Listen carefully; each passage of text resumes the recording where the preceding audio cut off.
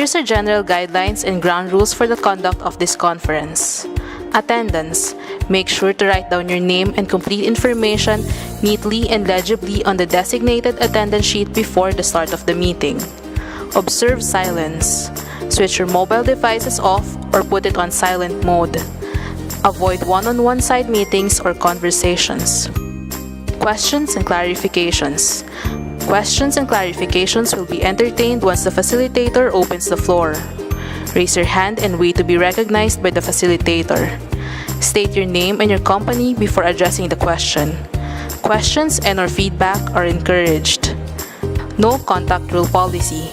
Members of the Bids and Awards Committee, its staff and personnel, secretariat, and technical working group as well as observers are prohibited from making or accepting any communication with any bidder regarding the evaluation of their bids until the issuance of the notice of award. However, the BAC, through its secretariat, may ask in writing the bidder for a clarification of its bid. All responses to requests for clarification shall be in writing. Purpose of Pre-Bid Conference. The pre-bid conference is an avenue for discussion, clarification, and explanation of the following. 1. Required documents as part of the bid such as eligibility documents, technical documents, and financial documents. 2. Manner of submission of bid documents. And 3. Technical specifications of the items to be bid. To guide you through the preparation of the bid documents, here's a rundown of all documents required and reminders in submitting them. Eligibility documents are classified into two, the Class A and Class B documents. Class A documents. Class A documents shall include the following legal documents. 1. Certificate of registration from Securities and Exchange Commission or Department of Trade and Industry. 2. Valid mayor's or business permit. 3. Tax clearance. 4. PhilJob's Platinum Membership Certificate or the Annex A forms part of the Certificate of Platinum Membership. Please note that bidders may still submit either of the following. Class A eligibility documents required to be uploaded and maintained current and updated in PhilJobs. PhilJob Certificate of Registration with updated Annex A if available, or a combination thereof in case any of the earlier uploaded Class A eligibility documents has been expired. If the bidder opted to pass only the Class A eligibility documents, the PhilJob's registration certificate remains as a post-qualification requirement. 5. Statement of all its ongoing government and private contracts, including contracts awarded but not yet started. 6. Statement of the bidder's single largest completed contract similar to the contract to be bid. This shall be supported by any of the following. A. Purchase order or contracts. B. Certificate of completion or end user's acceptance. C. Official receipts issued for the contract. 7. Audited financial statements reflecting the total current assets and liabilities, stamped received by the Bureau of Internal Revenue or its duly accredited and authorized institutions for the preceding calendar year, which should not be earlier than 2 years from the date of bid submission. The audited financial statements shall be submitted along with the following documents: income statement, cash flows, changes in equity, comprehensive income, notes to financial statement. 8. Computation of net financial contracting capacity which must be at least equal to the ABC to be bid. The net financial contracting capacity is computed as follows. Current assets less than current liabilities multiplied by 15 minus value of all outstanding contracts including awarded contracts yet to be started.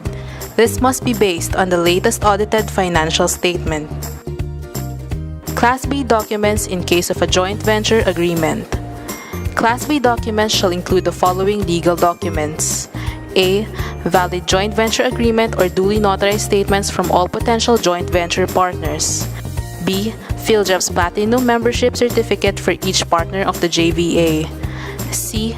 Certificate of Registration from Securities and Exchange Commission or Department of Trade and Industry. D. Valid mayor's or business permit. Technical documents should include the following. 9. Bid securing declaration or any form of bid security. Here's a table of accepted forms of bid security and the amount of each. The amount should not be less than the required percentage of the ABC. Cash or manager's check issued by a universal or commercial bank should be 2% of the ABC. Bank draft or guarantee or irrevocable letter of credit issued by a universal or commercial bank should be 2% of the ABC. Surety bond callable upon demand issued by a surety or insurance company duly certified by the Insurance Commission as authorized to issue such security should be 5% of the ABC. Duly notarized bid securing declaration requires no percentage. 10. Duly accomplished and signed technical specifications based on the revised specification, if any. Aside from indicating comply against each of the individual parameters of each technical specification, it must be supported by evidence as cross-referenced where the technical specification of the item are provided in details. Additional sheet may be added if necessary. Please be reminded to use only the prescribed forms. Use of other forms will be a ground for disqualification. 11. Production or delivery schedule. 12. Omnibus sworn statement. Provision 1. Statement of the one submitting the bid that they are the duly authorized representative of the supplier or company. Provision 2. Statement that the authorized representative is granted authority.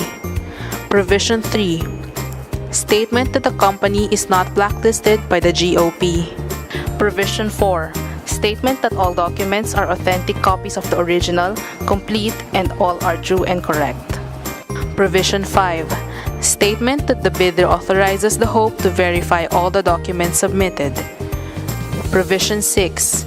Statement that the bidder is not related to the hope, members of the BAC, TWG, BAC Secretariat, PMT, and end user.